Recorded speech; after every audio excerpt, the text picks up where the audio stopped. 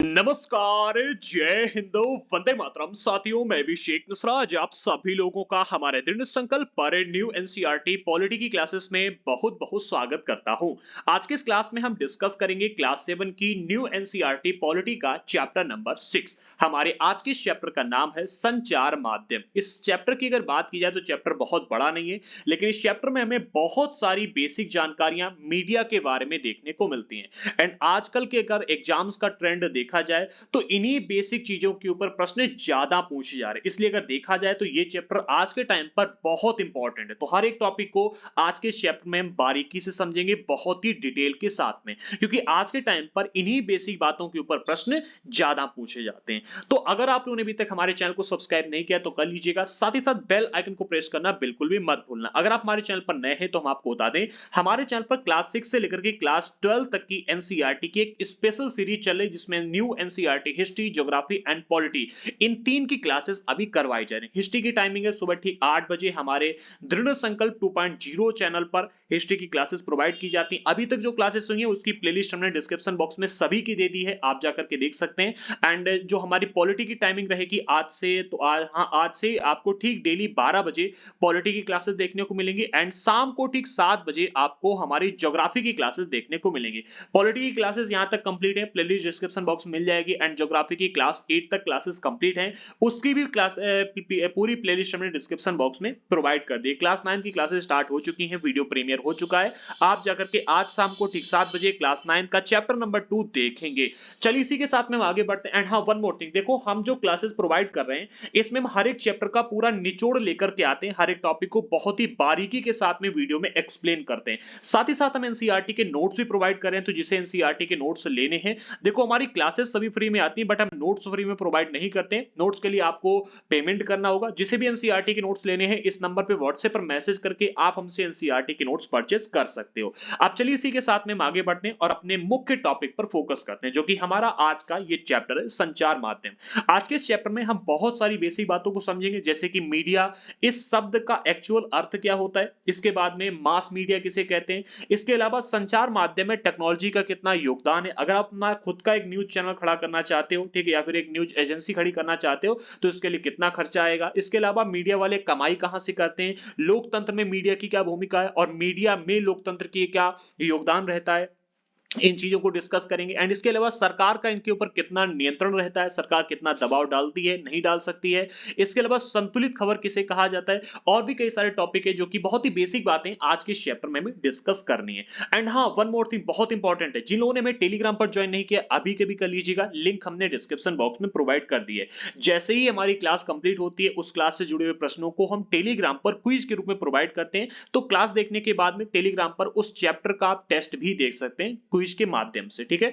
अब आ जाते हैं अपने मुख्य टॉपिक पर, और सबसे पहले हम बात करते हैं इस मीडिया शब्द के अर्थ का, कि मीडिया शब्द जो है ये, इसकी उत्पत्ति कहां से हुई है एंड इसका एक्चुअल मीनिंग होता क्या है, ठीक है। तो कहा जा रहा है स्थानीय मेले की दुकान से लेकर टीवी के कार्यक्रम तक जो आप देखते हैं, इन सब को संचार माध्यम अर्थात मीडिया कहा जा सकता है, ठीक है। क्या कहा जा रहा है, स्थानीय मेले की दुकान से लेकर के आपके यहां पर आसपास जो भी दुकानें होती हैं वहां से लेकर के टीवी के किसी कार्यक्रम का अर्थ है, जैसे कि आप कोई मूवी देख रहे हैं, कोई शो आ रहा है आप उसे देख रहे हैं, या फिर आप कोई गाना देख रहे हैं, या फिर कोई डांस का शो चल रहा है उसे देख रहे हैं, या फिर आप समाचार सुन रहे हैं, इन सभी कार्यक्रमों तक जो कुछ भी हम देखते हैं, इन सबको संचार माध्यम यानी कि मीडिया कहा जाता है, कहा जा सकता है, ठीक है। क्यों कहा जा सकता है इसको भी हम आगे समझेंगे, लेकिन उससे पहले जो संचार माध्यम शब्द दिया गया है इसको हम थोड़ा सा संधि विच्छेद करके इसको समझते हैं, ताकि डिटेल में हमें हर एक टॉपिक समझ में आ जाए। तो संचार शब्द का जो अर्थ होता है, ये होता है फैलना, या फिर हम कह सकते हैं चलना। जैसे कि हम शब्द का प्रयोग करते हैं रक्त संचार या विद्युत संचार, ठीक है। तो किसी भी बात का, किसी भी चीज का फैलना, ठीक है, कहा जाता है संचार, ठीक है। और माध्यम अर्थात किसी के द्वारा, तो जैसे कोई खबर है या कोई सूचना है या कोई तकनीक है या कोई कार्यक्रम है, किसी के द्वारा जब ये फैलता है या किसी के द्वारा किसी तक पहुंचता है तो उसे हम कहते हैं संचार माध्यम। जैसे कि आपने कोई वीडियो बनाया, मैंने ये वीडियो बनाया और सोशल मीडिया के माध्यम से आप तक पहुंचा, तो इसे भी मीडिया कहा जाएगा, ठीक है। जैसे कि हमने वीडियो बनाया, यूट्यूब पर अपलोड किया, आप तक पहुंचा, मैं क्लास ले रहा हूं, तो ये भी एक प्रकार की मीडिया, इसे हमने सोशल मीडिया नाम दिया, ठीक है। ये भी एक प्रकार का संचार माध्यम है यूट्यूब, ठीक है। इसके माध्यम से हमने आप तक अपनी इस वीडियो को पहुंचाए। ठीक है, तो मीडिया शब्द का एक्चुअल मीनिंग ये होता है। मीडिया शब्द जो है अंग्रेजी के मीडियम शब्द का बहुवचन है, मीडियम शब्द का। ठीक है, मीडियम को अगर हम हिंदी में देखते हैं तो आमतौर पर मीडियम का हिंदी अर्थ हम निकालते हैं मध्यम। ठीक है,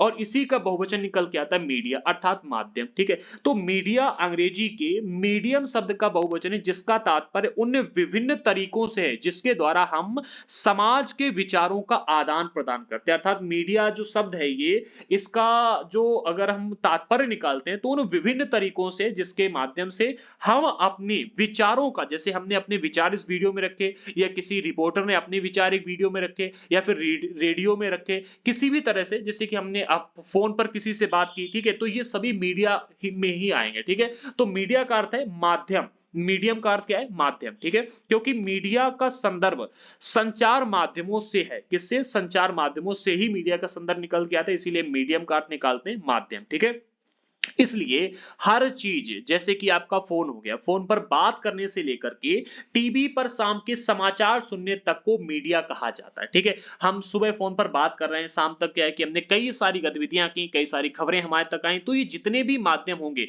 इनको मीडिया कहा जाएगा। ठीक है, इनको मीडिया कहा जाएगा। जैसे कि फोन पर बात करने से लेकर के शाम तक हमने जो कुछ भी काम किया और शाम को बैठ करके हमने समाचार सुने टीवी पर बैठ करके, इन सबको हम मीडिया कह सकते हैं। ठीक है, टीवी, रेडियो, अखबार संचार माध्यमों के ऐसे रूप हैं जिनकी पहुंच लाखों लोगों तक। अब जैसे कि भाई टीवी बात करें, आजकल आपको हर घर में टीवी मिल जाएगी। रेडियो की बात करें तो आजकल आपको बहुत कम देखने को मिलेगा जो लोग यूज करते हो। हर किसी के मोबाइल में रेडियो होता है बट इसका यूज बहुत कम करते हैं। ठीक है, रेडियो ऐप होता है, ठीक है, बहुत कम लोग इसका यूज करते हैं। लेकिन हाँ, पहले के टाइम पर अगर आप आज से मात्र 10 से 15 साल पहले जाओगे तो रेडियो का बहुत बड़े पैमाने पर यूज होता था।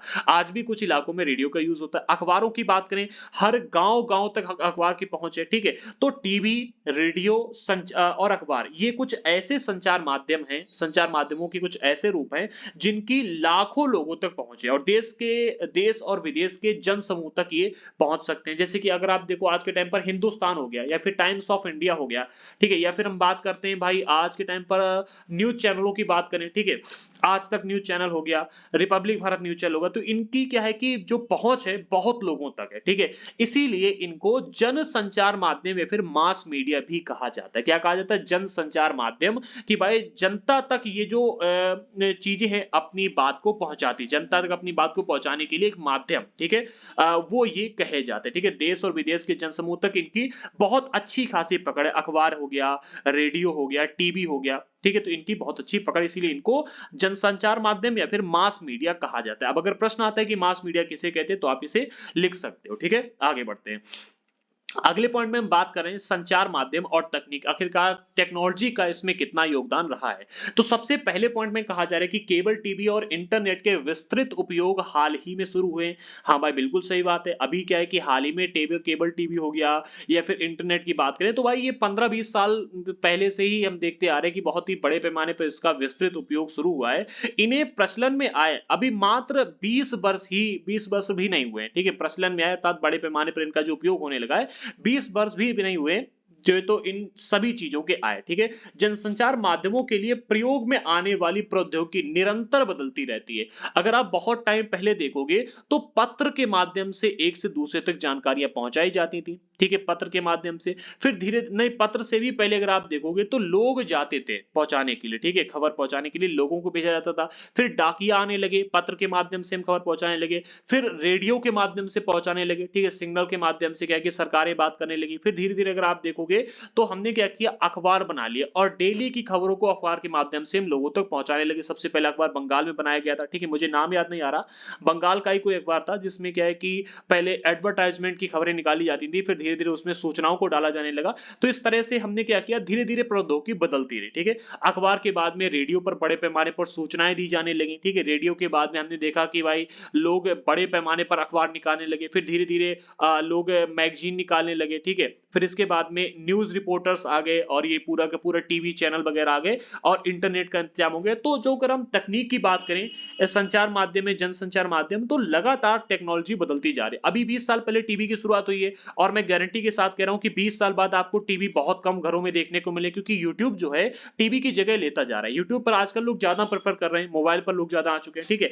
अखबार, टेलीविजन और रेडियो लाखों लोगों तक पहुंच सकते हैं। ये तीनों ही चीजें, अखबार, टेलीविजन और रेडियो, ठीक है, क्योंकि इनमें से एक विशिष्ट प्रकार की इनमें एक विशिष्ट प्रकार की तकनीक का उपयोग किया जाता है, ठीक है। कि भाई इन सभी चीजों में, चाहे वो अखबार हो, ठीक है, इसमें प्रिंटिंग का प्रयोग किया जाता है, टेलीविजन हो गया, ठीक है, और रेडियो, ये तीनों ही चीजें लाखों लोगों तक पहुंच सकती है, क्योंकि इन तीनों ही चीजों में एक विशेष प्रकार की टेक्नोलॉजी का उपयोग किया जाता है। हम अखबारों और पत्रिकाओं के छपे हुए माध्यम के रूप में और टीवी तथा रेडियो के इलेक्ट्रॉनिक माध्यम के रूप में चर्चा करते हैं।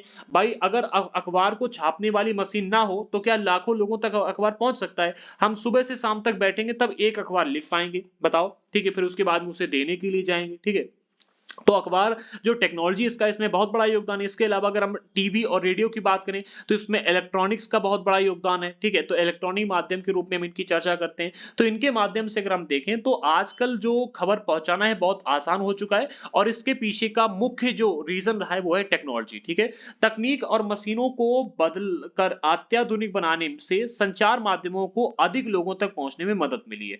देखो, तकनीक को बदलने में, ठीक है, और दूसरा मशीनों को बदलकर अत्याधुनिक बनाने से। जैसे कि अगर हम आज के टाइम पर बात करें तो आज से अगर आप मात्र 5 साल पहले देखोगे ना, तो आपको जो फीचर्स फोन में 25-30 हजार के मोबाइल में मिलते थे, आज वो 10 हजार के मोबाइल में आपको सारे फीचर देखने को मिलते, क्योंकि हमने तकनीक को बदल दिया, ठीक है। जो मशीनें हमारे पास थी, जो मोबाइल हमारे पास थे, उनकी पावर को बढ़ा दिया, उसमें अच्छे प्रोसेसर डालने लगे, ठीक है। तो तकनीक और मशीनों का जो बदलाव हो रहा है, ठीक है, तकनीक तथा मशीनों को बदलकर अत्याधुनिक बनाने से संचार माध्यमों को अधिक लोगों तक पहुंचने में मदद मिलती है। आज से अगर आप मात्र 10 साल पहले देखोगे ना, तो न्यूज पढ़ने के लिए या फिर किसी भी समाचार को सुनने के लिए हम केवल टीवी तक जाते थे या रेडियो तक जाते थे, अखबार पढ़ते थे। लेकिन आज के टाइम पर हम मोबाइल पर उन सभी खबरों को देख सकते हैं, क्योंकि भाई टेक्नोलॉजी बदल रही है, लगातार अत्याधुनिक बनते जा रहे हैं, ठीक है। इससे ध्वनि और चित्रों की गुणवत्ता में भी सुधार आया है। आज से अगर आप मात्र 10 साल पहले देखोगे तो जो एचडी क्वालिटी में आपको वीडियोस देखने को मिलते हैं, ये इतने एचडी क्वालिटी में आपको वीडियोस नहीं देखने को मिलते थे। आज से मात्र 20 साल पहले की आप मूवीज देख लो और आजकल की देख लो, आजकल IMAX आ रही है, 3D 4D 8D तक की आ रही है, ठीक है। तो टेक्नोलॉजी लगातार बदलती जा रही है और इससे संचार माध्यम में भी उन्नति हो रही है, ठीक है, गुणवत्ता में सुधार आता है। लेकिन तकनीक इससे भी अधिक कुछ करती है। जो तकनीक है, जो टेक्नोलॉजी है, इससे भी बहुत अधिक कुछ करती है, ठीक है। ये हमारे जीवन के बारे में सोचने के ढंग में परिवर्तन लाती है। उदाहरण के लिए जैसे कि हम टेलीविजन की बात करते हैं, तो टेलीविजन के कारण हम अपने आप को विश्व समाज के एक सदस्य समझने लगे हैं, विश्व समाज के सदस्य। क्योंकि भाई देखो, आजकल अगर अमेरिका में कोई घटना घटित होगी तो हम यहां पर बैठे बैठे मोबाइल में या फिर टीवी में समाचार देख करके जान सकते हैं। तो हम उनसे अपने आप को जुड़ा हुआ महसूस करने लगे। आज हम विश्व समाज से जुड़े हुए महसूस करते हैं। भाई मान लो कि अमेरिका में कोई घटना घटित हो और हमें पता ही ना चले, तो क्या हम उनसे जुड़ा हुआ महसूस करेंगे? नहीं महसूस करेंगे। तो टेक्नोलॉजी जो है ये केवल हमारे तक लोगों की खबरों को पहुंचाने का काम नहीं करती, बल्कि एक दूसरे के साथ जोड़ने में भी मदद करती है, ठीक है। तो टेलीविजन के कारण हम अपने आप को आज के टाइम पर विश्व समाज का एक सदस्य समझने लगे और टेलीविजन में प्रदर्शित चित्र सैटेलाइट और केबल के विस्तृत जाल के माध्यम से अत्यंत सुदूर क्षेत्रों तक पहुंच जाते हैं। जैसे कि भाई किसी व्यक्ति ने अमेरिका में बैठ करके कोई खबर भेजी हमारे पास में और सैटेलाइट के माध्यम से, या फिर हम कह सकते हैं जो हमारे पास में केबल है, ठीक है, केबल के माध्यम से हमारे तक वो खबर पहुंच गई, ठीक है। तो भाई टेक्नोलॉजी की वजह से आज आप देख रहे हो कितना परिवर्तन हो चुका है संचार माध्यम में। कितने भी दूर आप क्यों ना बैठे हो, आप तक वो खबर पहुंच जाएगी, ठीक है। इसके कारण हम संसार के अन्य भागों के समाचार और मनोरंजन कार्यक्रम को भी देख सकते हैं। भाई आप देखते हो मार्वल की जो मूवीज हैं कहां पर बनाई जाती हैं, और देखते हैं हम यहां पर है, किसके माध्यम से? टेक्नोलॉजी के माध्यम से। आप टीवी पर जो कार्टून देखते हो आज के टाइम पर, वे अधिकांशतः जापान और अमेरिका के होते हैं, ठीक है। टेलीविजन ने दुनिया को बहुत पास ला दिया। आज हम घर बैठे बैठे अपने फोन से किसी भी देश के सदस्य से बात कर सकते हैं। तो ये टेक्नोलॉजी की ही देन है। तो अगर हम संचार माध्यम में देखें तो टेक्नोलॉजी का बहुत बड़ा योगदान हमें देखने को मिलता है। अगले पॉइंट में कहा जा रहा है कि 1940 के दशक में इलेक्ट्रॉनिक टाइपराइटर के आ जाने से पत्रकारिता की दुनिया में एक बहुत बड़ा बदलाव आया, ठीक है। तो हम कह सकते हैं कि भाई 1940 के दशक में इलेक्ट्रॉनिक्स टाइपराइटर का आविष्कार हुआ और जब ये पत्रकारिता की दुनिया में आया तो लोग बड़े पैमाने पर पत्रों को लिखने लगे, न्यूज को पेज को छापने लगे और लोगों तक पहुंचाने भी लगे। अगले पॉइंट में कहा जा रहा है कि यह यंत्र टेलीवाइजर, ठीक है, ये जो यहाँ पर आप देख रहे हैं ये यंत्र जो है ये वाला, ठीक है, टेलीवाइजर है और टेलीविजन का प्रारंभिक रूप है। स्टार्टिंग में जो टीवी बनाई गई थी इसी प्रकार की थी। आप देख रहे हैं टेप वगैरह लगाकर किन्होंने इसका परीक्षण किया था, इसे प्रदर्शित किया था। अपने इस आविष्कार के सामने बैठे हैं, इनका नाम है जॉन एल बैर्ड, ठीक है, इनका नाम क्या है, जॉन एल बैर्ड ये व्यक्ति हैं। ये अब इन्होंने ही इसका आविष्कार किया था, ठीक है, टेलीवाइजर इसका नाम है। ये टीवी का प्रारंभिक रूप है, स्टार्टिंग में इसी प्रकार की टीवी हुआ करती थी, ठीक है, टीवी का प्रारंभिक रूप है। इस यंत्र के द्वारा उन्होंने रॉयल इंस्टीट्यूट के समक्ष अपने आविष्कार का प्रदर्शन किया था। किसके समक्ष? रॉयल इंस्टीट्यूट के समक्ष, इसके सामने अपने आविष्कार का प्रदर्शन किया था। चलिए इसी के साथ में आगे बढ़ते, तो देखो इसको भी आप देख लो, ये भी इंपॉर्टेंट है, इससे प्रश्न आ सकता है, ठीक है। अगले पॉइंट में कहा जा रहा है संचार माध्यम और धन, अर्थात किसी भी आप अगर संचार माध्यम को शुरू करना चाहते हो, ठीक है, तो उसमें धन का खर्चा कितना होता है। जैसे कि हम आज अपने चैनल की बात करेंगे और अपने चैनल के बारे में बताएंगे कि मेरा कितना खर्चा होता है इन सभी चीजों को मैनेज करने में, ठीक है, ताकि अगर आप अपना ऐसा कुछ शुरू करना चाहें तो उसमें आपको पता चल जाएगी कितना खर्चा आता है। तो जनसंचार द्वारा उपयोग में लाई जाने वाली विभिन्न तकनीकें अत्यंत खर्चीली है। अर्थात अगर आप जनसंचार के लिए कोई भी काम शुरू करना चाहते हो जनता तक अपनी खबर पहुंचाने के लिए, तो उसमें जो आपको तकनीकें या फिर जो चीजें आपको इस्तेमाल करनी पड़ेंगी, जिन चीजों के माध्यम से आप जनता तक अपनी खबर पहुंचाओगे वो बहुत ही महंगी है, ठीक है। जनसंचार द्वारा उपयोग में लाई जाने वाली विभिन्न तकनीकें अत्यंत खर्चीली, जैसे कि जरा टीवी स्टूडियो के बारे में सोचिएगा। जैसे कि हम टीवी पर जो न्यूज देखते हैं फिर जो सीरियल देखते हैं उनका जो स्टूडियो होता है, ठीक है, उसके बारे में सोचो, जहां पर समाचार वाचक बैठता है, अर्थात जो न्यूज रिपोर्टर होता है, एंकर जो होता है वो बैठता है और बैठ करके अपनी बातों को बोलता है, ठीक है। इसमें लाइटें लगी होती हैं जो कि उसके फेस के ऊपर मतलब लाइट ग्लो करती है ताकि वो दिखाई दे। दूसरा कैमरा होता है। तीसरा ध्वनि रिकॉर्ड करने के यंत्र होते हैं। अभी क्या है कि मैंने सैटरडे को पिछला वीडियो डाला था चैप्टर, इससे पहले वाले चैप्टर का, और एक हफ्ते तक वीडियो नहीं डाल पाया। जानते हो क्यों? क्योंकि हमारे सिस्टम में थोड़ा सा प्रॉब्लम हो गया था। हमारा जो ध्वनि रिकॉर्ड करने वाला यंत्र था अर्थात माइक, इसमें प्रॉब्लम हो गई थी और हमारा क्या है कि वीडियो आधी वीडियो का तो सही आवाज रिकॉर्ड हुआ, आधे के बाद में जो रिकॉर्ड हुआ ना, मतलब हमने 1 घंटा 5 मिनट का वीडियो बनाया था और उसमें मात्र 24 मिनट तक वीडियो का ऑडियो सही रिकॉर्ड हुआ था। बाकी का जो ऑडियो था वो बहुत ही बेकार रिकॉर्ड हुआ था। उसका मैंने वीडियो भी टेलीग्राम पर डाला था और उसे ठीक करने में मुझे काफी समय लग गया। मुझे नया मंगाना पड़ा जिस वजह से मैं आपके लिए वीडियो नहीं ला पाया था। मैंने स्टार्ट कर दिए थे, सारे नोट्स बने हुए हैं। जिसे भी आगे के नोट्स लेने ले सकता है, डिस्क्रिप्शन बॉक्स में हमने अपना व्हाट्सएप नंबर दिया है, व्हाट्सएप पर मैसेज करके आप नोट्स को ले सकते हो, ठीक है। तो अगर आप किसी भी हम यहाँ पर बात कर रहे हैं कि अगर आप एक न्यूज चैनल के स्टूडियो की अगर हम बात करें जहां पर कोई भी एंकर बैठ करके न्यूज पढ़ता है, तो वहां पर लाइटें लगी होती हैं, महंगी होती हैं, कैमरे बहुत महंगे होते हैं, ध्वनि रिकॉर्ड करने वाला यंत्र मेरा 5000 का है, मैं बात करूं, ठीक है। इसके अलावा संप्रेषण के लिए सैटेलाइट आदि नेटवर्क का बहुत बड़ा उपयोग होता है। हम वाईफाई लगवाते हैं, वाईफाई का खर्चा बहुत आता है, ठीक है। इन सभी का मूल्य बहुत अधिक है। एक तो भाई देखो जो एंकर है बैठ करके वो बहुत पैसा लेता है, फिर जो लाइटें आती हैं उसमें बिजली का बिल भी बनता है, लाइटें भी बहुत महंगी होती हैं, कैमरा ये भी महंगा होता है, ध्वनि रिकॉर्ड करने वाला जो यंत्र होता है, ठीक है, माइक ये भी बहुत महंगे आते हैं, ठीक है। और इसके अलावा सूचनाओं को भेजने के लिए हम जिस टेक्नोलॉजी का प्रयोग करते हैं, भाई हम कंप्यूटर पर बैठकर वीडियो बना रहे हैं, अपलोड कर रहे हैं, ठीक है, इसमें भी टाइम लगता है। तो इनके माध्यम से अगर हम बात करें तो बहुत खर्चा आता है, ठीक है। समाचार के स्टूडियो के में केवल समाचार वाचक को ही वेतन नहीं देना पड़ता, अर्थात जो बैठ करके वहां पर समाचार पढ़ रहा है एंकर, जो केवल उसी को वेतन नहीं देना पड़ता, बल्कि और बहुत सारे लोग होते हैं जो कि प्रसारण में सहायक होते हैं, ठीक है। जैसे कि इनमें वे लोग भी सम्मिलित होते हैं जो कैमरे व प्रकाश की व्यवस्था करते हैं। अब एक व्यक्ति है जो कैमरा चला रहा है, जो रिकॉर्ड कर रहा है, उसको भी सैलरी देनी पड़ेगी। दूसरा व्यक्ति है जो कि लाइटें जो लगी होती है उनको हैंडल करता है, लगाता है, हटाता है, लाइटें चालू करता है, बंद करता है, उसको भी पैसा देना होगा। जैसे कि आपने अभी पढ़ा, जनसंचार माध्यम निरंतर बदलते रहते, इसलिए नवीनतम तकनीक जुटाने पर भी बहुत धन व्यय होता है। अगर आप देखोगे तो आज से कुछ टाइम पहले हमारी जो वीडियोस की वॉइस थी उसमें आपको अंतर देखने को मिलेगा, ठीक है। हमारे पास पहले माइक था 1000 वाला, 1000 रुपए वाला, अभी हमने 5000 रुपए वाला ले लिया, ठीक है, ताकि आपको बेटर क्वालिटी में वॉइस देखने को मिले, ठीक है। तो क्या है कि जैसे जैसे टेक्नोलॉजी बदल रही है, पहले मोबाइल से वीडियो रिकॉर्ड कर रहे थे, अब हम लैपटॉप ले आए हैं, ठीक है, तो हम लैपटॉप से अपना वीडियो रिकॉर्ड करें। तो जैसे जैसे टेक्नोलॉजी बदल रही है हमें भी बदलना पड़ेगा और इसमें खर्चा भी आता है, ठीक है। हम आप सभी लोगों के लिए करते हैं तो खर्चा भी इसमें बहुत आता है, ठीक है। इसलिए नवीनतम तकनीक जुटाने पर भी बहुत धन व्यय होता है। इन खर्चों के कारण जनसंचार माध्यमों को अपना काम करने के लिए बहुत धन की आवश्यकता होती है। आप लोग कहते हो कि सर आप नोट्स के लिए पेमेंट क्यों चार्ज करते हो? हम बहुत कम पेमेंट लेते हैं, इसके बाद भी आप लोग कहते हो कि उससे भी कम करो। अब मैं एक बात बताऊं, मैं 1 लाख का आपके लिए लैपटॉप लेकर के आया और लैपटॉप पे सिर्फ मैं वीडियो बनाता हूं, ठीक है, नोट्स बनाता हूं, वीडियो बनाता हूं। अगर मैं आपसे पेमेंट नहीं लूंगा तो मैं ये सारा काम कैसे कर पाऊंगा? ठीक है, मैं सोच रहा हूं कि अभी मैं पूरी की पूरी, जैसे आप देखते हो बड़ा प्रोजेक्टर टीवी लगे होते हैं, उसके सामने खड़े होकर वीडियो बनाते हैं, 4 लाख प्लस का वो पूरा सेटअप आता है, ठीक है, तो वो लाने के लिए मुझे पैसा चाहिए होगा और यूट्यूब से मेरी इतनी अधिक अर्निंग है नहीं, तो इसमें इसी वजह से मैं आपसे नोट्स का पेमेंट चार्ज करता हूं, ताकि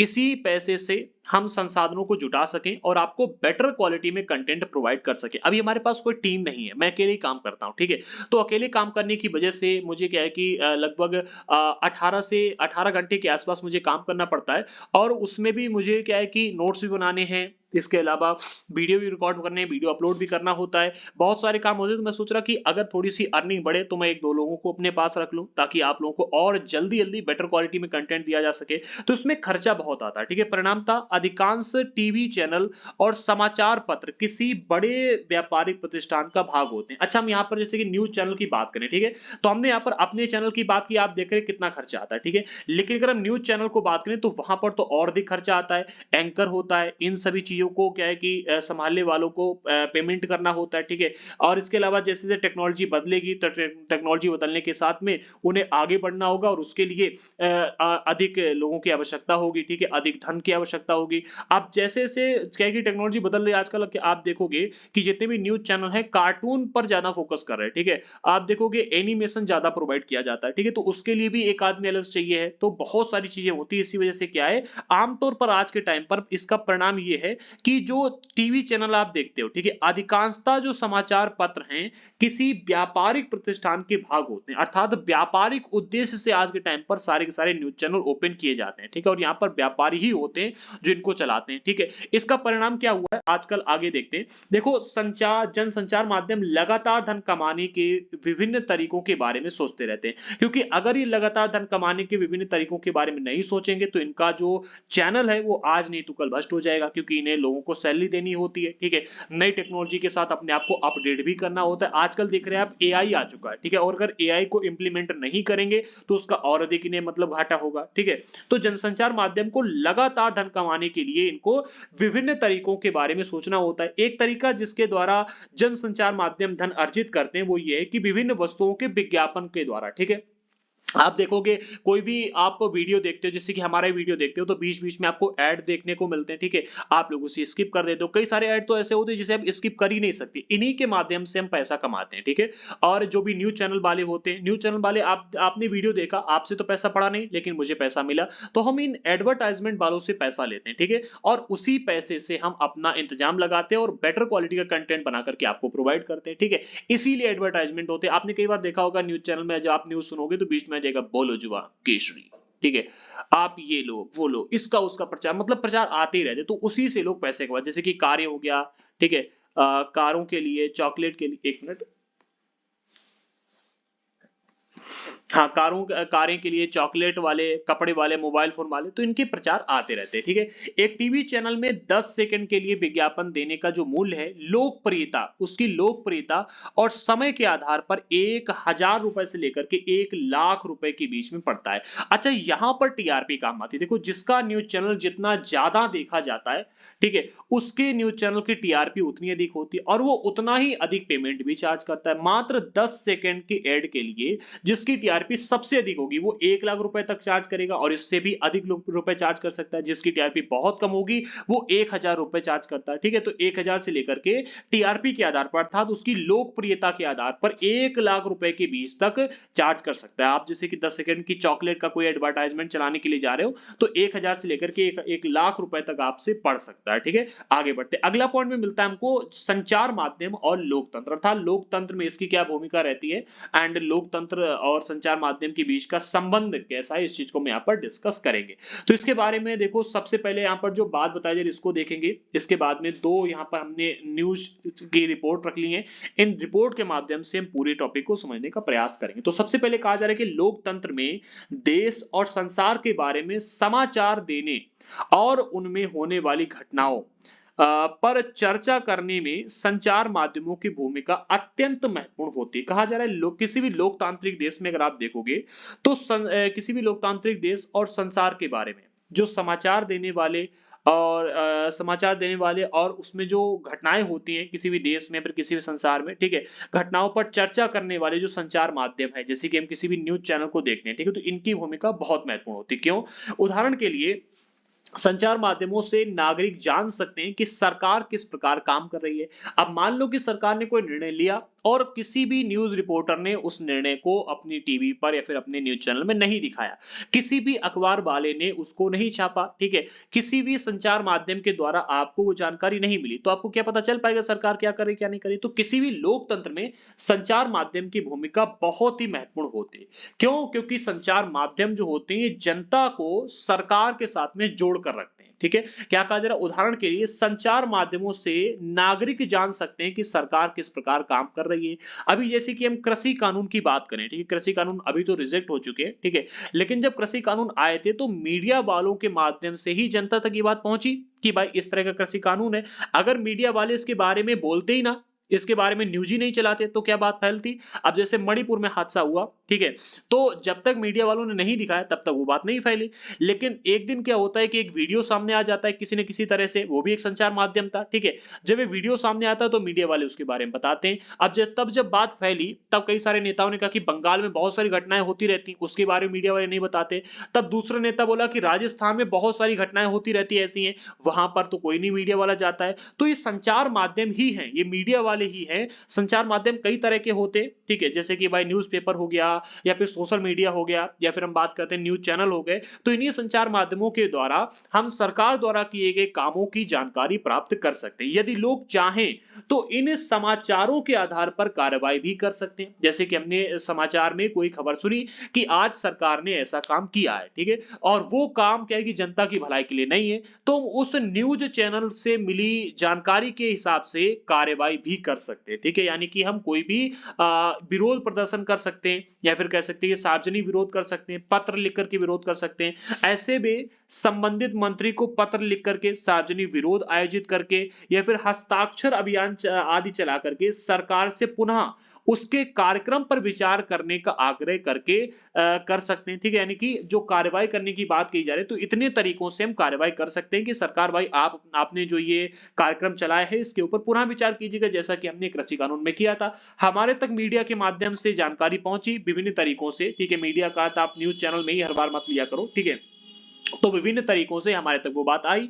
जब बात आई तो हमने विभिन्न तरीकों से, जैसे कि हमने आंदोलन किया था, ठीक है? कृषि कानून के बाद किसान आंदोलन हुआ, किसान सारे बैठ गए रोडों पर, ठीक है? और किसानों ने क्या किया, धरना पर बैठ गए और बैठ करके सरकार से पुनः विचार करने के लिए कहा कि भाई ये कानून हमें स्वीकार नहीं, आप यहाँ से इसे हटाओ, ले जाओ। और सरकार को मजबूर होकर के वो कृषि कानून वापस लेने पड़े, ठीक है? तो वही यहाँ पर बताया जा रहा है कि ये मीडिया ही है जिसके माध्यम जो हमें सरकार की प्रत्येक कामों की जानकारी देती रहती है और मीडिया में जो बातें में बताई जाती हैं, इन समाचारों के आधार पर हम कार्रवाई भी कर सकते हैं, ठीक है? जानकारी देने के संबंध में संचार माध्यम की महत्वपूर्ण भूमिका को देखते हुए यह आवश्यक है कि जानकारी संतुलित होनी चाहिए। हाँ, ये भी बात समझो, जैसे कि कई बार क्या होता है मीडिया में देखते हैं कि मीडिया वाले सिर्फ एक पक्ष ही दिखाते हैं, ठीक है? दूसरा पक्ष नहीं दिखाते। अभी बहुत ही इंटरेस्टिंग उदाहरण आपको देखने को मिलता है विवेक बिंद्रा और हमारे संदीप मैसूरी सर की जो कंट्रोवर्सी चल रही है, बहुत बड़ी कंट्रोवर्सी है। मैं भी रिसेंटली देख रहा था, इसके ऊपर 17,000 से ज्यादा वीडियो बन चुके हैं।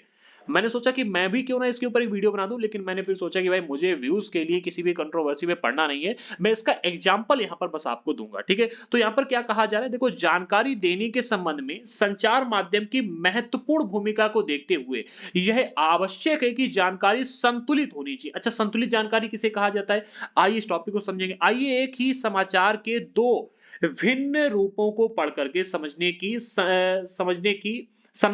कि संतुलित संचार माध्यम का क्या तात्पर्य है, ठीक है? भाई संतुलित खबर के बारे में हमने देखा, हमने अभी यहाँ पर ही देखा कि भाई हम देखते हैं कि भाई जो भी समाचार पत्र हैं या फिर जो भी मीडिया है, मीडिया के माध्यम से हमें जानकारी मिलती है और उसी जानकारी के आधार पर हम कार्रवाई कर सकते हैं। तो ये आवश्यक है कि जो हमें जानकारी देने वाला है अर्थात जो मीडिया है वो हमें संतुलित जानकारी प्रोवाइड करे। अब यहाँ पर प्रश्न खड़ा होता है कि संतुलित जानकारी कहते किसे, और संतुलित जानकारी अगर नहीं मिल पा रही तो उसके पीछे का रीजन क्या है, ठीक है? तो इस टॉपिक को भी यहाँ पर समझो, यहाँ पर दो न्यूज चैनल की रिपोर्ट, दो न्यूज पेपर की रिपोर्ट दी गई। पहला है न्यूज ऑफ इंडिया की ये रिपोर्ट है और दूसरा इंडिया डेली की एक रिपोर्ट दी गई। इस रिपोर्ट में कहा जा रहा है कि प्रदूषण फैलाने वाले कारखानों पर वज्रपात, विरोधियों द्वारा चक्का जाम, यातायात रुका। ठीक है, यानी कि यहां पर अगर हम देखें तो कहा जा रहा है कि प्रदूषण फैलाने वाले कुछ कारखाने हैं जिनको बंद कर दिया गया, अर्थात जिनके ऊपर वज्रपात किया गया।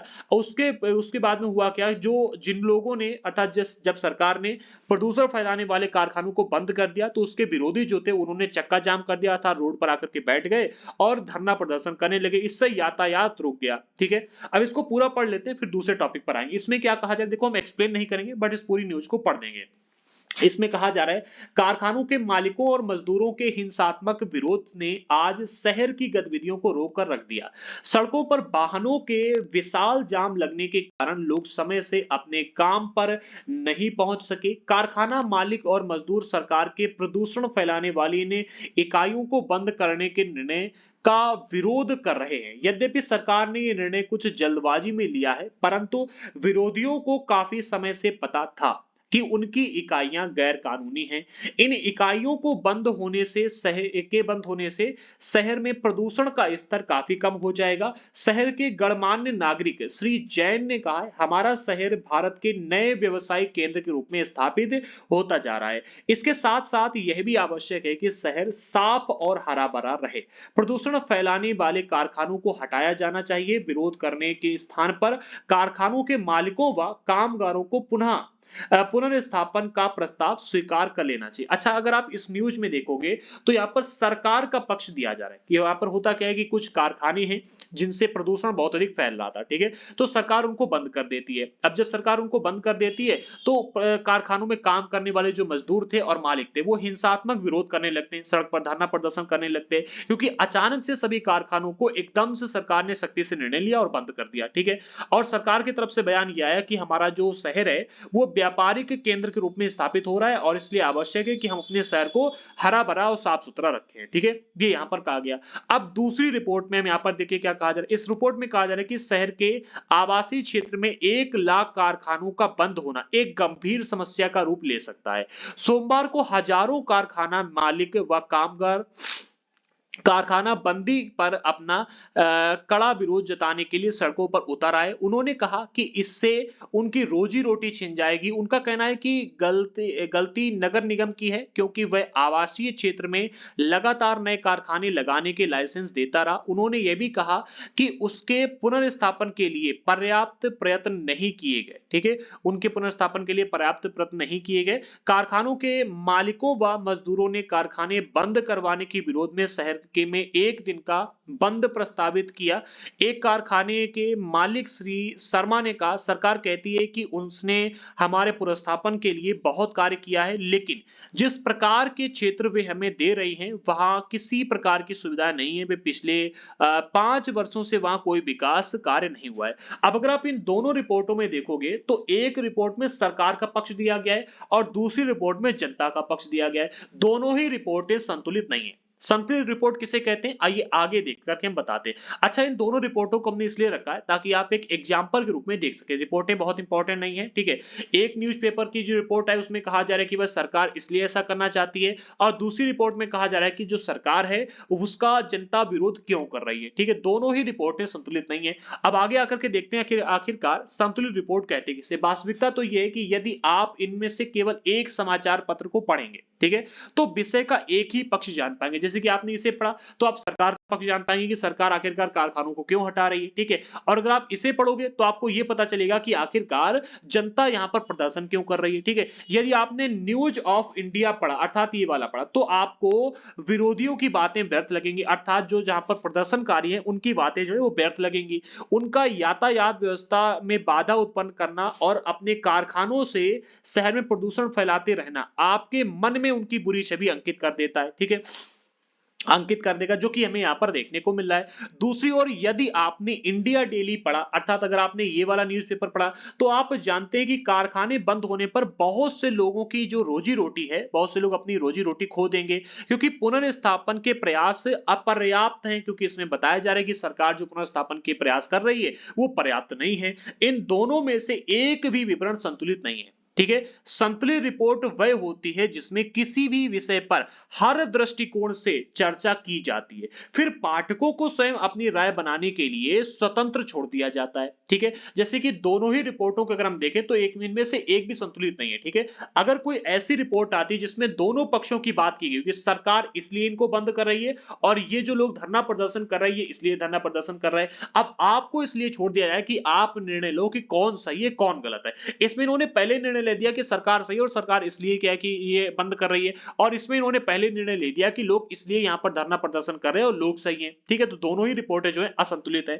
अच्छा, इसका संबंध अगर हम आज की कंट्रोवर्सी में देखें, जो हमारी विवेक बिंद्रा जी की और संदीप महसूरी जी की जो कंट्रोवर्सी चल रही है, अगर इसमें हम इससे मैच करके देखें तो हमें देखने को मिलता है कि दोनों ही लोगों में जो संदीप महसूरी जी हैं ये यहां पर असंतुलित रिपोर्ट प्रस्तुत कर रहे हैं। ठीक है, अब आपको कि भाई आप ऐसा कैसे कह सकते हो, तो यहां पर देखो विवेक बिंद्रा जी जो हैं उन्होंने कई बार ऐसा कहा है कि भाई आप में इनवाइट कर लो, ठीक है, आपका कैमरा होगा, आपका स्टूडियो होगा, मैं अकेला आऊंगा और आप क्या है कि दोनों पक्ष को सुनो ना। लेकिन संदीप मैसूरी जी ने क्या किया, सिर्फ एक पक्ष को सुना और इसके खिलाफ अपना पूरा पूरा बायकॉट खड़ा कर दिया। देखो मुझे मतलब इस जो तो कंट्रोवर्सी में नहीं जाना, मैं एक आपको रिपोर्ट की बात कर रहा हूं। ठीक है, 17-18 हजार के आसपास वीडियो बन चुके हैं, बहुत बड़ी खबर पहुंच चुकी है, ये सरकार तक ये बात पहुंच गई है। तो अगर आप यहां पर देखें तो बहुत बड़ी बात है, लेकिन यहां पर अगर हम देखें तो हमें देखने को मिलता है कि जो संतुलित रिपोर्ट अभी तक जनता के पास में इन दोनों में से किसी भी व्यक्ति ने नहीं पहुंचा। हाँ, विवेक बिंद्रा जी ने प्रयास किया बताने का कि हमने आप जिसके बारे में अभी चर्चा कर रहे हैं वो हम मई में बंद कर चुके हैं, आप मेरा भी पक्ष सुनो, लेकिन उन्होंने उनका पक्ष सुनने के लिए नहीं बुलाया। केवल 4 बच्चों की बात सुनी और केवल 4 बच्चों की बात के आधार पर उन्होंने इतना बड़ा निर्णय लिया। ठीक है, इसके अलावा और भी कई सारी बातें हुई जो कि आप अगर चाहें तो सोशल मीडिया पर जाकर देख सकते हैं, लेकिन इसको हम असंतुलित रिपोर्ट के उदाहरण में शामिल कर सकते हैं। ठीक है, असंतुलित न्यूज के उदाहरण में शामिल कर सकते हैं। यहां पर अगर हम देखें तो कौन सही है कौन गलत है मुझे नहीं पता, मैं इसके ऊपर चर्चा नहीं करना चाहता, लेकिन ये रिपोर्ट असंतुलित की लिस्ट में आएगी। ठीक है, आगे बढ़ते हैं। संतुलित रिपोर्ट लिख पाना संचार माध्यमों के स्वतंत्र होने पर निर्भर करता है। देखो संतुलित रिपोर्ट लिख पाना, ठीक है, जो भी संचार माध्यम होते हैं, जितने भी न्यूज चैनल हैं या फिर हम जितने भी सोशल मीडिया में, इनके स्वतंत्र होने पर निर्भर करता है। जैसे कि अगर हम न्यूज चैनल पर आज के टाइम पर बात करें तो कोई भी स्वतंत्र हमें देखने को मिलता नहीं है। ठीक है, हाँ, जैसे कि हम आप स्वतंत्र हैं, ठीक है, हम आप स्वतंत्र हैं, संदीप मैसूरी जी स्वतंत्र हैं, वो कर सकते लेकिन वो ऐसा नहीं करना चाहते। क्यों नहीं कर रहे हैं ये वो जाने, उनका काम जाने। ठीक है, लेकिन वो ऐसा कर नहीं रहे हैं, जो हमें देखने को मिला। किसका दबाव है, क्यों नहीं कर रहे वो खुद जान सकते हैं। ठीक है, इसके अलावा जनता जो है आज के टाइम पर जनता जो अपने तरफ से मतलब रिपोर्ट प्रस्तुत करती है वो स्वतंत्र होती है, लेकिन मानसिक रूप से किसी न किसी के गुलाम होती है। हम किसी पार्टी में शामिल है और पार्टी में शामिल होने की वजह से हम संतुलित रिपोर्ट नहीं दे पा रहे, निष्पक्ष रिपोर्ट नहीं दे पा रहे। ठीक है, तो संचार माध्यमों के स्वतंत्र होने पर निर्भर करता है कि वो संतुलित रिपोर्ट प्रस्तुत करे। ठीक है, स्वतंत्र संचार माध्यमों से तात्पर्य यह है कि उनके द्वारा दिए जाने वाले समाचारों को कोई भी नियंत्रित या प्रभावित ना करे। ठीक है, जैसे कि भाई किसी भी न्यूज चैनल ने कोई अपनी एक रिपोर्ट प्रस्तुत करी, ठीक है, या फिर रिपोर्ट प्रस्तुत करना चाहता है तो उसे कोई प्रभावित ना करे। ठीक है, अब मान लो कि हमने तो ये क्या है कि न्यूज चैनल चला रहे हैं और हमने एक रिपोर्ट क्या है कि पब्लिश कर दी। अब सरकार कह रही है कि इस रिपोर्ट को अभी के भी बंद करो। ठीक है, सरकार ने हमारे पर दबाव डाल दिया, या कोई नेता आया उसने दबाव डाल दिया, या कोई व्यापारी आया जिसका हमारी रिपोर्ट प्रस्तुत करने की वजह से क्या घाटा हो रहा था और उसने बंद करवा दिया, तो यहां पर क्या होगा, स्वतंत्रता नहीं रहेगी। ठीक है, तो स्वतंत्र संचार माध्यमों से तात्पर्य यह है कि उसके द्वारा दिए जाने वाले समाचारों को कोई भी नियंत्रित या फिर प्रभावित ना करे। ठीक है, जैसे कि सरकार का नियंत्रण है, सरकार कह रही कि इसके अलावा आप इससे ज्यादा खबर नहीं दे सकते। ठीक है, जिसका एग्जांपल हमें इमरजेंसी के टाइम पर देखने को मिलता है। समाचार का विवरण देने में कोई भी उन्हें निर्देशित ना करे कि भाई आप केवल इतनी ही खबर दे सकते हो, इससे ज्यादा नहीं दे सकते। जैसे कि यहां पर अगर आप देखो तो सरकार नियंत्रित कर रही है, यहां पर अगर हम देखें तो जनता का पक्ष दिया गया, ये दोनों ही संतुलित नहीं है। ठीक है, तभी ये ऐसा हो सकता है, संतुलित रिपोर्ट तभी लिखी जा सकती है जब उनके ऊपर कोई नियंत्रित ना करे, कोई प्रभावित ना करे, ठीक है, कोई निर्देशित ना करे। ठीक है, इसके अलावा उनमें क्या सम्मिलित किया जाना है इसके लिए कोई निर्देशित ना करे और क्या नहीं। ठीक है, लोकतंत्र में स्वतंत्र समाचार माध्यमों का होना अत्यंत महत्वपूर्ण है। अगर किसी भी देश में लोकतांत्रिक सरकार है तो वहां पर स्वतंत्र संचार माध्यमों का होना बहुत जरूरी है, क्योंकि अगर स्वतंत्र संचार माध्यम नहीं होंगे तो सरकार जो मर्जी आए करेगी और सरकार की जानकारी जनता तक नहीं पहुंचेगी। संचार माध्यमों द्वारा प्रदान की गई जानकारी के आधार पर ही नागरिकों के रूप में कार्रवाई करते हैं। नागरिक जो होते हैं तो नागरिकों के रूप में कार्रवाई की जाती है। जैसे कि भाई सरकार ने क्या किया, अभी कृषि कानून लेकर के आए, ठीक है। अभी कृषि कानून के बारे में मीडिया ने या फिर कहेंगे संचार माध्यमों के द्वारा जनता तक जानकारी पहुंची, ठीक है। और वो जानकारी पहुंचने के बाद जनता ने देखा कि भाई ये कृषि कानून हमारे लिए ठीक नहीं है, उन्होंने कार्रवाई कर दी और कृषि कानून वापस गए। अब मान लो कि सरकार रोक देती कि भाई मीडिया वाले आप लोग जो हो इसके बारे में जानकारी नहीं दे सकते, तो जनता तक जानकारी भी नहीं आती, ठीक है। और जनता तक जब जानकारी नहीं आती तो कार्रवाई भी नहीं होती और कृषि कानून अब तक लागू हो जाते, ठीक है। तो स्वतंत्र होना बहुत जरूरी, इसलिए यह आवश्यक है कि यह जानकारी विश्वसनीय और तटस्थ हो, ठीक है। जैसे कि आप किसी भी रिपोर्ट को पढ़ रहे हो, ठीक है, तो ये जरूरी है कि आप जिस रिपोर्ट को पढ़ रहे हो वो अविश्वसनीय हो, ठीक है, कि उसके ऊपर किसी का प्रभाव ना हो, बिना प्रभाव में आकर के उसने उस जानकारी को, उसने उस रिपोर्ट को पब्लिश किया हो और वो तटस्थ हो, ठीक है, यानी कि वो सही भी हो, ठीक है। तो ये जरूरी, लेकिन आजकल के रिपोर्ट में, आजकल की मीडिया में हमें ऐसी चीजें बहुत ही कम देखने को मिलती हैं। हर खबर आजकल बिजनेस माइंड से ही दी जाती है और उसके पीछे कई सारे रीजन होते हैं। अगले पॉइंट में कहा जा रहा है कि तथ्य तो यह है कि संचार माध्यम स्वतंत्र नहीं है, आज के टाइम पर बिल्कुल स्वतंत्र नहीं है। इसके मुख्यतः दो कारण है। पहला कारण तो यह कि सरकार का उन पर नियंत्रण। जब सरकार समाचार के किसी अंश, फिल्म के किसी दृश्य या गीत की किसी अभिव्यक्ति को जन समुदाय तक पहुंचने से प्रतिबंधित करती है तो इसे सेंसरशिप कहा जाता है। क्या कहा जाता है? प्रश्न यहां पर बन जाएगा कि जब सरकार फिल्म के किसी दृश्य या समाचार के किसी अंश या फिर गीत के किसी अभिव्यक्ति को जन समुदाय तक पहुंचने से प्रतिबंधित करती है तो इसे क्या कहा जाता है? इसे कहा जाता है सेंसरशिप। याद रखना, क्या कहा जाता है? सेंसरशिप कहा जाता है इसे। भारत के इतिहास में ऐसे समय भी आए हैं जब सरकार ने संचार माध्यमों के ऊपर सेंसर लगाए हैं, ठीक है, सेंसर लगा दिए कि आप इन चीजों को जनता तक नहीं पहुंचा सकते, ये खबर जनता तक नहीं पहुंचा सकते। जैसे कि अगर हम देखें तो जब कश्मीर में जनसंहार हो रहा था, लोग मारे जा रहे थे, तब ये सेंसर लगा दिए गए थे और न्यूज चैनल वाले खबर को पूरे देश में नहीं फैला रहे थे, ठीक है। ऐसा हुआ था, इमरजेंसी के टाइम पर ऐसा हुआ था, ठीक है। इसमें सबसे बुरा समय तो जो 1975 से 1977 का समय था, आपातकाल का, इमरजेंसी का टाइम था। इस समय में देखने को मिलते हैं सेंसर लगा दिए गए थे और जो मीडिया वाले थे, ठीक है, जो मीडिया थी उसने लोगों तक खबरों को नहीं पहुंचाया था, ठीक है। तो ये हमें कई बार देखने को मिलते हैं। तो आज भी अगर हम देखें तो पहला कारण तो ये कि सरकार का इनके ऊपर नियंत्रण है, जिस वजह से जो हमारे संचार माध्यम है ये स्वतंत्र नहीं है। दूसरा कारण की अगर हम बात करें, अभी हम बात करेंगे, पहले इसी पहले कारण को थोड़ा सा विस्तृत रूप में डिस्कस करते हैं। अगले पॉइंट में कहा जा रहा है कि सरकार यद्यपि फिल्मों पर तो निरंतर सेंसर रखती है। अगर हम फिल्मों की बात करें तो फिल्मों के ऊपर तो निरंतर सेंसर रखा जाता है, लेकिन वे संचार माध्यमों से दिखाए गए समाचारों में पूरी तरह से ऐसा नहीं करती। देखो समाचार क्या होता है, डेली डेली नए समाचार आते हैं। फिल्म क्या है कि कई दिनों में एक बन पा रही है, सालों लग जाते हैं एक फिल्म को बनने में, ठीक है। तो फिल्मों के ऊपर तो सरकार क्या है कि सेंसर रखती है, ठीक है। एक सेंसर बोर्ड होता है जहां पर उसकी जांच होती है, ठीक है। तो फिल्मों के ऊपर तो सेंसर रखा जाता है, लेकिन अगर हम समाचारों की बात करें, ठीक है, समाचारों की बात करें तो इनके ऊपर पूरी तरह से ये प्रभावित नहीं होते। सरकार इनके ऊपर पूर्ण रूप से नियंत्रण नहीं रख पाती है। सरकार द्वारा सेंसरशिप ना होने पर भी आजकल अधिकांश समाचार पत्र अगर आप देखोगे तो संतुलित विवरण देने में असफल रहते हैं। इसके पीछे के रीजन क्या होते हैं? अब दूसरा कारण यहां पर समझो। इसके कारण बहुत जटिल है। संचार माध्यमों के विषय में शोध करने वाले लोगों का कहना है कि ऐसा इसलिए है क्योंकि संचार माध्यमों पर व्यापारिक प्रतिष्ठानों का नियंत्रण है। व्यापारिक अर्थात जितने भी आजकल आप संचार माध्यम, टीवी, न्यूज चैनल देखते हो, ये सभी के सभी व्यापारिक उद्देश्य से चलाए जा रहे हैं। इन सभी के ऊपर किसी न किसी व्यापारी का नियंत्रण बना हुआ है, व्यापारिक प्रतिष्ठानों का नियंत्रण है। क्यों? क्योंकि इनको चलाना इतना कॉस्टली है कि कोई आम व्यक्ति असाधारण तरीके से किसी भी न्यूज चैनल को नहीं चला सकता, ठीक है। और मान लो कि भाई हम न्यूज चैनल, टीवी चैनलों की बात करें, ठीक है, एक न्यूज एजेंसी को चलाना बहुत बड़ी बात होती है, ठीक है। और मानते कि भाई कई बार क्या होता है, आप देखोगे जो स्वतंत्र न्यूज चैनल हमें देखने को मिलते हैं वो आपको YouTube पर देखने को मिलेंगे। जैसे कि आज के टाइम पर देखते हैं रवीश कुमार जी हैं, ठीक है, क्या कर रहे हैं, क्या नहीं कर रहे, स्वतंत्र है नहीं है वो मुझे नहीं पता, ठीक है। उनके मानसिक रूप से स्वतंत्र है नहीं है मुझे नहीं पता, लेकिन आज उन्होंने क्या किया, टीवी चैनल को छोड़कर YouTube पर अपनी जो खबरें वो देना शुरू कर दिया, ठीक है। क्यों? क्योंकि उनको भाई लगा कि भाई हम यहाँ पर स्वतंत्र रूप से टीवी पर समाचार या फिर न्यूज अपनी नहीं दे पा रहे, इसलिए वो आ गए YouTube पर, ठीक है। इसी तरह से अगर आप देखो तो मनीष कश्यप नाम के एक व्यक्ति थे जो कि अभी जेल में चले गए थे, बिहार के, बहुत पॉपुलर है और बहुत ही अच्छे इंसान थे, ठीक है। ठीक है, उनका सभी लोग सपोर्ट कीजिएगा। उन्होंने बहुत ही कम पैसे में, बहुत ही कम इन्वेस्टमेंट के साथ में इस न्यूज़ चैनल को शुरू किया, एक न्यूज़ चैनल को, और यूट्यूब पर ही सारे के सारा वीडियो अपलोड करना शुरू किया और वो बहुत सारे वीडियोस भी डालते थे। जनसंचार माध्यम उन्होंने बहुत अच्छा अपनाया, ठीक है, और इसके माध्यम से उन्हें पॉपुलैरिटी भी बहुत मिली मिली और वो एक कह सकते हैं कि भाई जनसंचार माध्यम बन गए, यानी कि बहुत सारे लोगों तक उनकी पहुंच भी हो गई। लेकिन उनके ऊपर भी सरकार का दबाव पड़ा। आज के टाइम पर अगर आप देखो तो उनके चैनल पर वीडियोस नहीं आते हैं, तो प्रभावित वो भी हुए, ठीक है, लेकिन स्टार्टिंग में उन्होंने बिना प्रभाव के चलते काफी सारी समाचारें दी, ठीक है।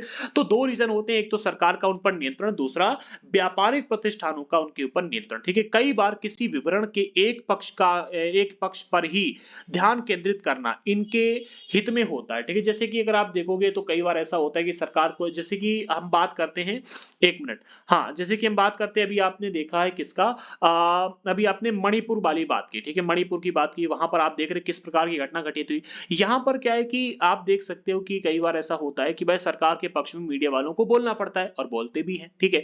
अभी क्या है कि बहुत बड़ा ट्रेंड चला था, मीडिया वालों को गोडी मीडिया कहा जाने लगा था, ठीक है, गोडी मीडिया, ठीक है। तो ऐसा होता रहता है, कई बार ऐसा होता है क्योंकि व्यापारिक प्रतिष्ठानों का इनके ऊपर नियंत्रण होता है, तो कई बार ऐसा होता है कि इन मीडिया वालों को एक ही पक्ष पर ध्यान केंद्रित करना पड़ता है, ठीक है।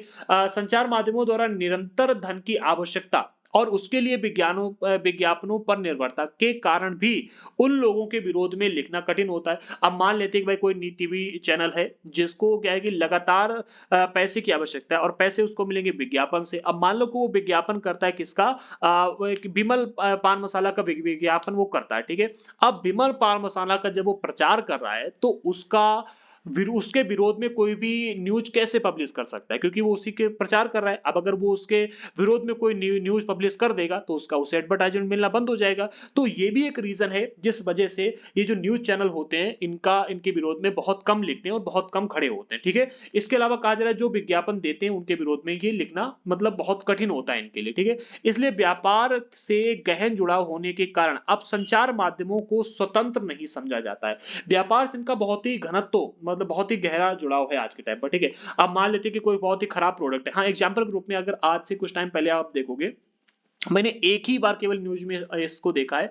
एक बार क्या है कि जो आप रिफाइंड ऑयल घर में यूज करते हो ना, इसकी पूरी रिपोर्ट टीवी पर मैंने देखी थी कि किस तरह से इसे बनाया जाता है। एंड बनाने के टाइम पर जब इसे बनाया जाता है ना, तो इसे इतना हैवी गर्म किया जाता है कि गर्म करते टाइम, इसे फिल्टर करने के लिए इतना हैवी गर्म किया जाता है कि गर्म करते टाइम ही इसके जितने भी अच्छे इंग्रेडिएंट होते हैं जिससे आपकी बॉडी को आराम मिलता है या फिर बॉडी को कह सकते हैं कि पौष्टिक तत्व मिलने वाले होते हैं, वो सभी मर जाते हैं और खराब तत्व इसमें जिंदा बने रहते हैं, ठीक है, खराब तत्व बने रहते हैं। तो वो हमारे लिए कितना हानिकारक है एक रिपोर्ट में बताया गया था। एंड केवल एक ही रिफाइंड ऑयल नहीं, जितने भी रिफाइंड ऑयल थे सभी को इसके लेकर के एक आर्टिकल भेज, एक उनके पास में मेल डाला गया था, उनसे इसके लेकर के स्पष्टीकरण भी मांगा गया था और उसकी पूरी रिपोर्ट दी गई थी। मैंने दोबारा उसका कोई वीडियो नहीं देखा, मैंने यूट्यूब पर कई बार सर्च किया, नहीं मिला, क्योंकि पैसा दे दिया गया होगा या फिर एडवर्टाइजमेंट को लेकर के कोई ना कोई प्रॉब्लम हुई होगी, हटा दिया गया, ठीक है। तो न्यूज चैनल आज भी स्वतंत्र नहीं है क्योंकि इनके ऊपर दो रीजन है, एक तो सरकार का नियंत्रण है और दूसरा व्यापारिक प्रतिष्ठानों पर जो इनकी निर्भरता है, ठीक है, इस वजह से, ठीक है, विज्ञापनों पर निर्भरता कि पैसा कहां से लाएं, न्यूज चैनल चलाना है, ठीक है, इस वजह से, ठीक है। इसके अतिरिक्त संचार माध्यम किसी भी मुद्दे को के खास पक्ष पर इसलिए भी ध्यान केंद्रित करते हैं क्योंकि उसे विश्वास है कि इससे विवरण रुचिकारक हो जाएगा, कि भाई इससे हमारी टीआरपी बढ़ जाएगी, ठीक है, टीआरपी बढ़ जाएगी। हमें क्या है कि हमारे चैनल को बहुत सारे लोग देखें। अब जैसे देखो कोरोना जैसे ही आया तो बाकी की सारी खबरों को छोड़ दिया गया और कोरोना के बारे में सब लोग बताने लगे, ठीक है। भाई जनता भी तो परेशान हो रही है। जैसे कि अगर आप देखें तो इसमें एग्जांपल के रूप में दिया रहा है, इसी तरह यदि वे किसी विषय पर जन समर्थन बढ़ाना चाहते हैं तो भी मुद्दे के एक पक्ष पर ही ध्यान केंद्रित किया। जैसे कि अगर आप देखो दिल्ली में यमुना नदी जो है बहुत गंदी है, ठीक है, दिल्ली में पानी की बहुत समस्या है। आपने कितनी बार देखा कि न्यूज चैनल में इसके बारे में बताया जाता है।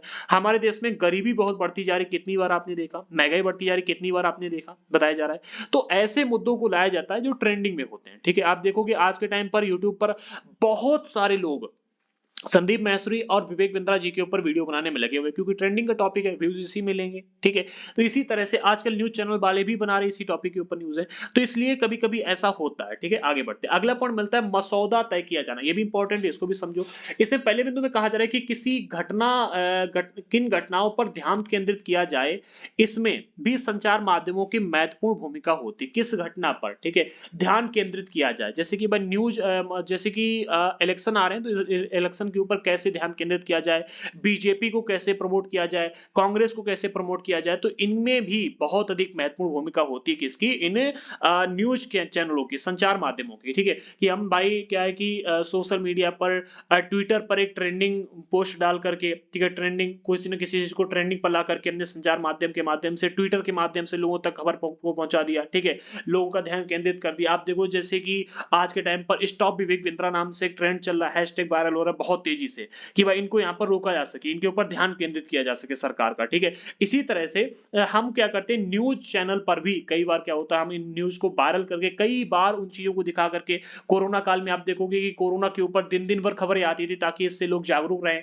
ध्यान केंद्रित हो लोगों का इसके ऊपर, सरकार का ध्यान केंद्रित हो। इसलिए क्या होता है कि हम कई बार इनमें अपनी महत्वपूर्ण भूमिका निभाते हैं, ठीक है, भूमिका रहती है, और इसी आधार पर वह तय कर देते हैं कि क्या समाचार में दिया जाने योग्य है। उदाहरण के लिए जैसे कि एग्जांपल के रूप में आपके विद्यालय में वार्षिक उत्सव की खबर शायद समाचार में दिए जाने की योग्य नहीं, जैसे कि भाई हर विद्यालय में हर साल कोई ना कोई वार्षिक उत्सव होता है, एनुअल फंक्शन होता है, ठीक है, होता है कि नहीं होता है, होता है। अब इस खबर को अगर हम देखें तो भाई जनता तक पहुंचाने के लिए एडवर्टाइजमेंट करने की आवश्यकता नहीं है क्योंकि स्कूल का है, लेकिन यदि कोई प्रसिद्ध अभिनेता, ठीक है, उसमें मुख्य अतिथि के रूप में आए, जैसे कि मान लेते हैं कि भाई सलमान खान आ जाए मुख्य अतिथि के रूप में, तो ये इनका प्रचार करेंगे, तो संचार माध्यमों की इसमें रुचि आ जाती है, ठीक है, इसे समाचारों में सम्मिलित करने की रुचि इसमें आ जाती है कि भाई बहुत ही अच्छा समाचार है, ठीक है, सलमान खान यहाँ पर मिलने के लिए आ रहे हैं एनुअल फंक्शन में, ठीक है, तो इसे लोगों तक पहुंचाना होगा और लोग इसमें इंटरेस्ट दिखाएंगे, ठीक है, रुचि आएगी लोगों की इसमें, ठीक है, ध्यान केंद्रित करने के लिए, तो ऐसा लोग करते हैं, ठीक है। कुछ खास विषयों पर ध्यान केंद्रित करके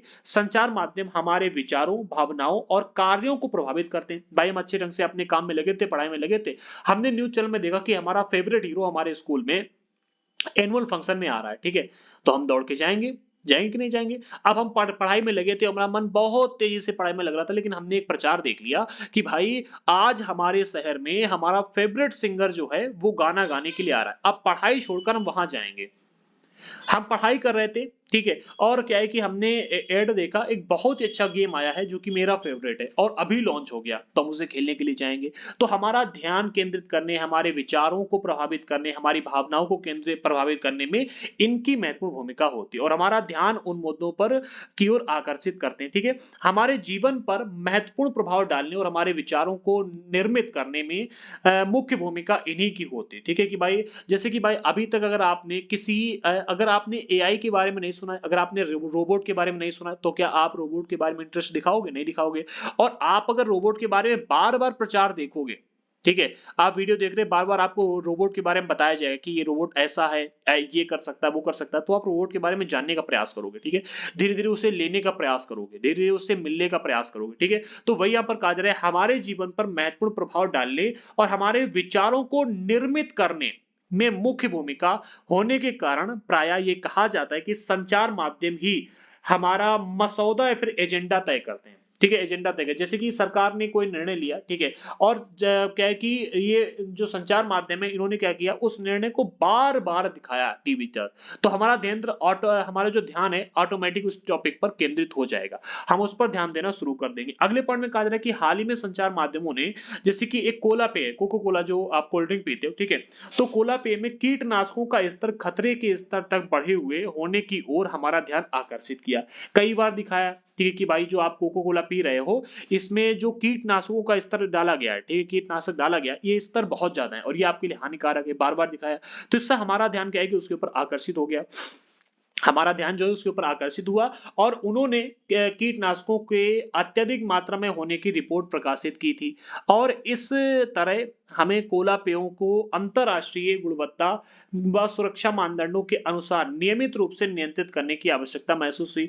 तो ये हमें देखने को मिलता है कि अभी कुछ ही टाइम पहले अगर आप देखोगे तो जो कोको कोला है उसमें कीटनाशकों का स्तर बढ़े हुए होने की इन्होंने रिपोर्ट प्रकाशित की, ठीक है, इससे क्या है कि हमारा ध्यान उसके ऊपर आकर्षित हुआ और फिर हमने क्या किया, हमें इस बात के मतलब ऐसा महसूस हुआ कि हमें इसको लेकर के अंतरराष्ट्रीय स्तर पर सुरक्षा मानदंडों को देखते हुए नियंत्रित करना इसे चाहिए और इसके लेकर के रिपोर्ट करनी चाहिए। उन्होंने सरकार के दबाव के बावजूद, ठीक है, उन्होंने सरकार के दबाव के बावजूद निडरता पूर्वक घोषणा की कि वे कोला पीना सुरक्षित नहीं है। इस वृतांत को पेश करके संचार माध्यमों ने निश्चित रूप से हमारा ध्यान ऐसे विषय पर केंद्रित करने की कोशिश की जिस पर यदि उनकी रिपोर्ट ना आती तो हमारा ध्यान कभी नहीं जाता। बिल्कुल सही बात है। ठीक है, अगर इनकी रिपोर्ट ना आती तो हमारा ध्यान बिल्कुल भी नहीं जाता। तो एक एग्जांपल के रूप में दिया गया कि किस तरह से कोको कोला में जब कीटनाशकों का स्तर बहुत बड़ा मीडिया वालों ने पाया तो उसके ऊपर हमारा ध्यान केंद्रित किया। सरकार ने दबाव डाला कि भाई ऐसा ना करो, लेकिन इसके बाद भी इन्होंने निर्दयता पूर्वक इसकी रिपोर्ट प्रकाशित की और फिर लोगों का ध्यान उसके ऊपर गया। अगर ये रिपोर्ट ना देते तो हमारा ध्यान कभी जाता नहीं, क्योंकि हम जांच नहीं करते। ठीक है, और इस तरह से इसको लेकर के इसके पर कार्रवाई की गई। कई बार ऐसी घटनाएं होती हैं जब संचार माध्यम उन विषयों पर हमारा ध्यान केंद्रित करने में असफल रहते हैं। ठीक है, जो हमारे जीवन के लिए महत्वपूर्ण है। जैसे कि मैंने अभी आपको एक बताया, यमुना नदी जो निकलती है दिल्ली से, ठीक है, वो जहां उस नदी से जितने खेतों में पानी लगाया जाता है उन खेतों से होने वाली फसल बहुत प्रदूषित है और वो फसल दोबारा से दिल्ली में जाती है। इसके ऊपर मैंने जीवन में केवल एक बार एक टीवी में एक मतलब न्यूज चैनल में एक रिपोर्ट देखी थी। ठीक है, और उसके बाद मैंने कई बार यूट्यूब पर सर्च की, वो रिपोर्ट मुझे देखने को नहीं मिली। ठीक है, हटवा दी जाती सरकार के द्वारा। ठीक है, हटवा दी जाती कि अगर आप इसको प्रकाशित करोगे लोग जागरूक हो जाएंगे, लोग खड़े हो जाएंगे कि आप ऐसा क्यों करें। और उससे पता जिस जिस गांव में वो पानी जाता है, जिस मतलब उस नदी के अगल बगल जितने भी गांव हैं उन सभी गांव में, ठीक है, हमें बहुत सारी बीमारियां देखने को मिलती है, अधिकतर कैंसर। ठीक है, और उस रिपोर्ट में यह भी देखने को मिल रहा था कि जो भैंसें हैं वो उस नदी का पानी पीती है, यमुना नदी का, और उन सभी भैंसों ने बच्चा देना बंद कर दिया। जानवरों ने तक बच्चा देना बंद कर दिया, इतना अधिक गंदा पानी है। ठीक है, और उस पानी से जितनी भी फसलें तैयार की जाती हैं उन फसलों का कलर भी अलग था। ठीक है, इतना तक हमें देखने को मिल रहा है। और वो फसलें दोबारा से दिल्ली के लोगों के डाइनिंग टेबल पर जाती हैं और वो वहां पर बैठ करके खाना खाते हैं बड़ा चाव से कि भाई ताजा सब्जी, ताजा सब्जी। तुम्हारे जो गटर से निकल कर गंदगी जाती है ना, उसी गंदगी से उस सब्जी को तैयार किया जाता है और फिर तुम बैठ करके उसी सब्जी को खाते हो। तुम्हारी ही गंदगी रिप्रोसेस होकर के तुम्हारे पास आ रही है। तो अपने सरकार पर दबाव डालो कि इस नदी को साफ करे। अगर नहीं करेगी तो इसी गंदगी को खाते रहो, बीमार होते रहो, हॉस्पिटल में अपना डेली डेली किस्तें भरते रहो और इसी तरह से बीमारियों को घर में लाते रहो। ठीक है, तो कई बार ऐसा होता है कि जो ये संचार माध्यम है असफल रहते हैं। जैसे कि भाई एक एग्जांपल के रूप में, उदाहरण के लिए, पीने का पानी हमारे देश के लिए एक बहुत बड़ी समस्या है। ठीक है, प्रतिवर्ष हजारों लोग कष्ट सहते हैं और मर जाते हैं, भू प्यासों मर जाते हैं, साफ पानी नहीं मिल पाता। ठीक है, क्योंकि उन्हें पीने के लिए सुरक्षित पानी नहीं मिलता। जैसे कि मैंने अभी आपको एग्जांपल के रूप में बताया, कैंसर जैसी बहुत खतरनाक बीमारियां हो रही हैं जहां जहां से ये नदी निकल रही है और जिसमें प्रदूषण का स्तर बहुत बड़ा हुआ है। ठीक है, ऐसा है। ठीक है, फिर भी संचार माध्यम हमें इस विषय पर बहुत कम ही चर्चा करते हुए दिखते हैं, बहुत कम चर्चा करते हुए दिखते हैं। ठीक है, आपने देखा कभी? बताओ। आगे बढ़ते हैं। अगले पॉइंट में कहा जा रहा है कि प्रजातंत्र के नागरिक के रूप में हमारे जीवन में संचार माध्यम बहुत महत्वपूर्ण भूमिका निभाते हैं। किसके रूप में? प्रजातंत्र के नागरिक के रूप में। ठीक है, हमारे जीवन में चूंकि हम एक नागरिक हैं, ठीक है, तो इसलिए हमारे जीवन में जो संचार माध्यम है बहुत बड़ी भूमिका निभाते हैं। ठीक है, बहुत महत्वपूर्ण, क्योंकि संचार माध्यमों के द्वारा ही हम सरकार के कामों से संबंधित विषयों के बारे में सुनते हैं और जानते हैं। संचार माध्यम निश्चित करते हैं कि किन बातों पर ध्यान केंद्रित किया जाना है और इस तरह वह एजेंडा निश्चित कर देते हैं कि यदि कभी सरकार चाहे तो संचार माध्यमों को किसी घटना की खबर छापने से रोक सकती है और इसे सेंसरशिप कहा जाता है। ठीक है, तो यहां पर अगर हम देखें तो प्रजातंत्र में संचार माध्यमों की एक बहुत महत्वपूर्ण भूमिका होती है कि वो सरकार के कामों के बारे में जनता तक खबर पहुंचाए, क्योंकि इसी तरह से हम सरकार के कामों से संबंधित विषयों के बारे में जान सकते हैं। ठीक है, अब संचार माध्यम जो होते हैं ये निश्चित करते हैं कि किन बातों पर हमारा ध्यान केंद्रित किया जाना है और इस तरह अगर आप देखोगे तो ये अपना एक एजेंडा निश्चित कर देते हैं। ठीक है, कि भाई हम इस टॉपिक पर संचार माध्यम में, जैसे कि हम बात करें, उन्होंने क्या किया, बीजेपी कोई काम कर रही है बहुत अच्छा, ठीक है, और उसके ऊपर कई बार खबरें दी थी। अब देखो 3-4 दिनों तक आप देखो, जब तक वो खबर चलेगी समाज में उन्हीं टॉपिक पर बात होगी। ठीक है, और जब तक वो खबर बदलेगी नहीं समाज में टॉपिक पर बात होनी बंद हो जाएगी। ग्रामीण इलाकों में ज्यादा चर्चाएं होती हैं इन्हीं टॉपिक पर।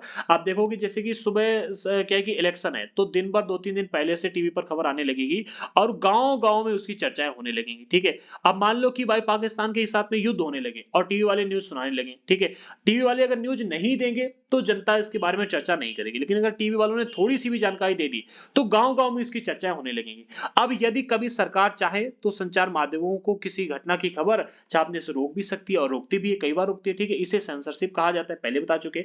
आजकल संचार माध्यम और व्यापार का घनिष्ठ संबंध है। ठीक है, संचार माध्यमों का और व्यापारियों का, ठीक है, व्यापार का और संचार माध्यम का बहुत घना संबंध हमें आज के टाइम पर देखने को मिलता है, ठीक है।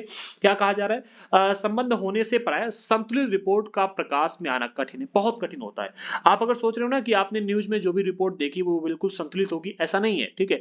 अधिकतर रिपोर्ट जो होती हैं व्यापारिक उद्देश्य से ही आपको दी जाती हैं। यहां तक कि आप जो दवाइयां खाते हो ना, दवाइयां, उसमें भी व्यापार जुड़ा होता है। अभी आपने डोलो दवाई बहुत बड़े पैमाने पर खाई, ठीक है, कोरोना काल में, और आपको क्या पता है कि डोलो कंपनी के ऊपर बहुत बड़ा केस चला, इनके ऊपर बहुत बड़ा जुर्माना लगाया गया, हजारों करोड़ रुपए का इन्होंने घोटाला किया था, ठीक है। ये आपने न्यूज जो है तो उस टाइम पर टीवी में नहीं देखी होगी और अभी भी आप नहीं देख पा रहे होगे। बताओ, आपको पता है इसके बारे में? ठीक है, नहीं पता होगा, ठीक है।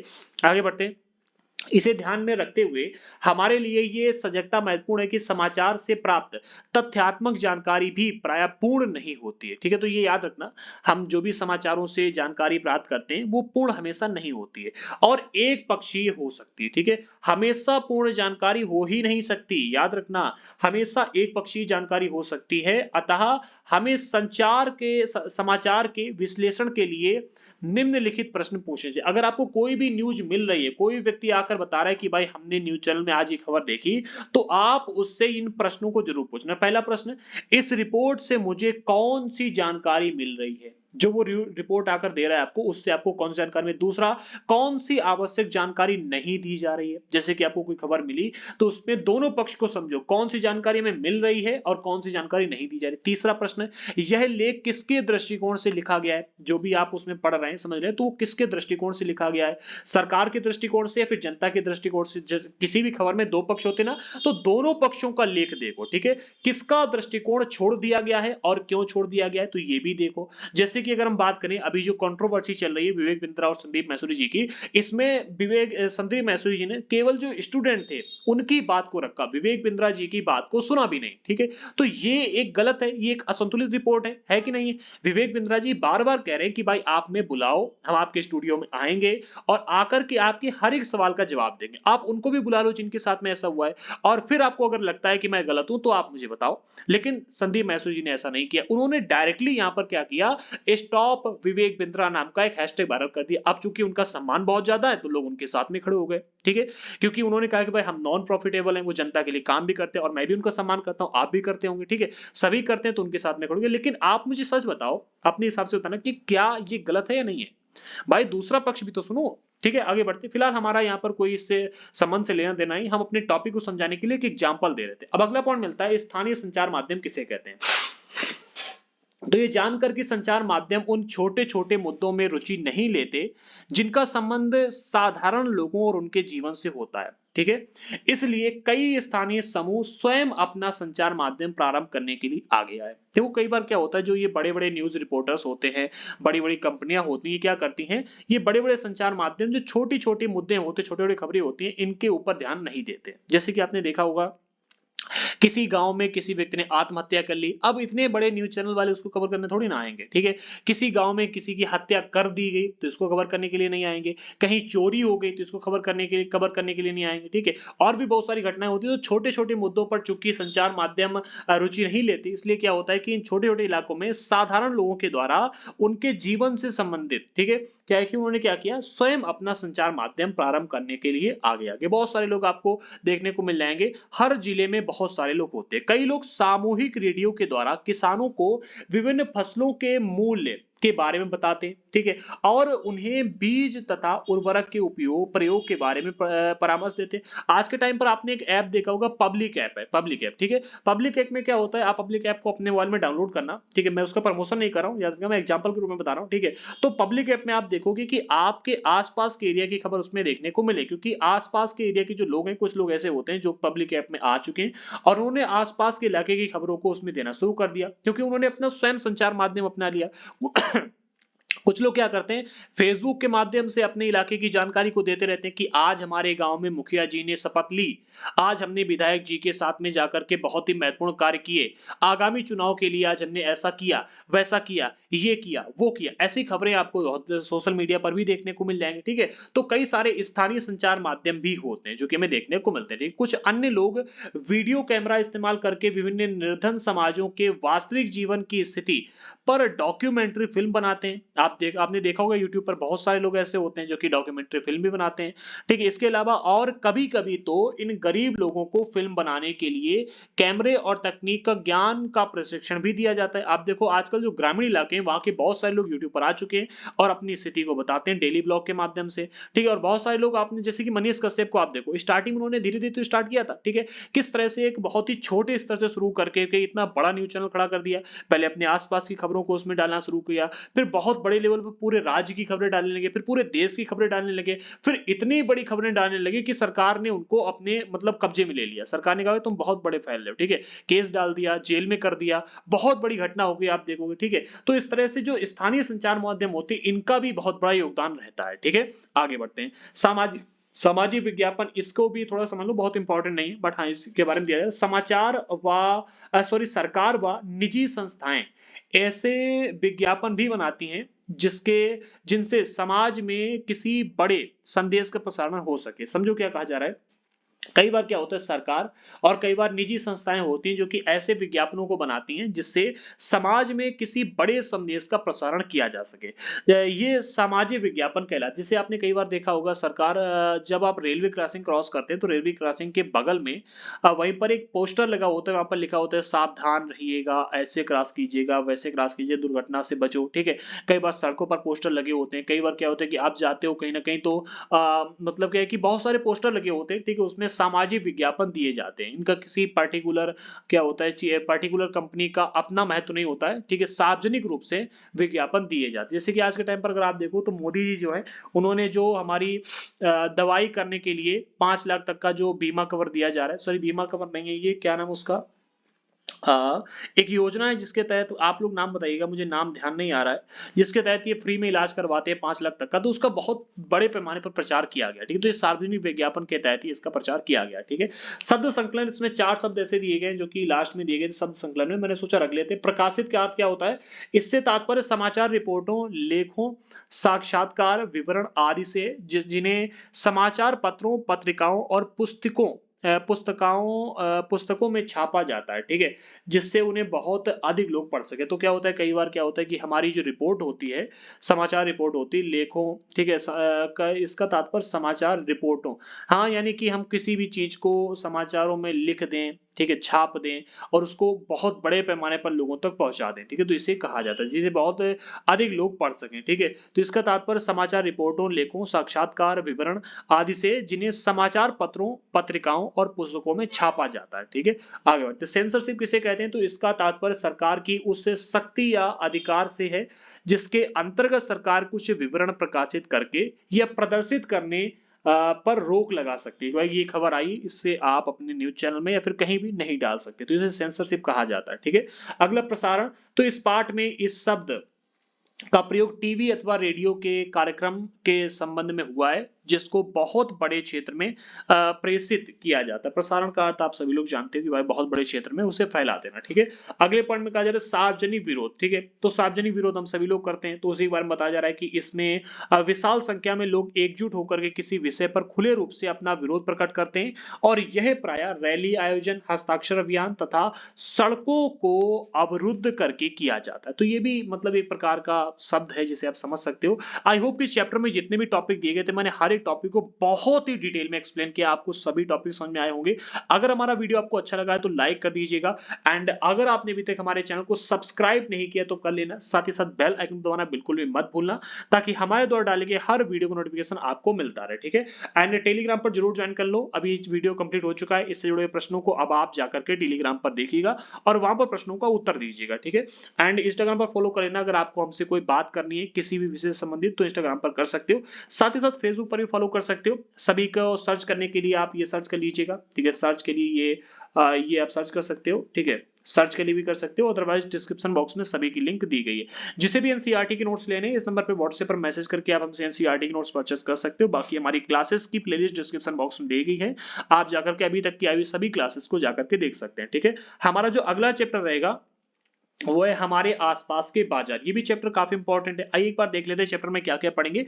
कल ठीक 12 बजे इस चैप्टर का वीडियो आएगा, ठीक है? तो नोटिफिकेशन ऑन कर लेना, सब्सक्राइब करके सभी लोग। सबसे पहले हम बाजार के बारे में यहाँ पर पढ़ेंगे कि बाजार किसे कहते हैं, ठीक है?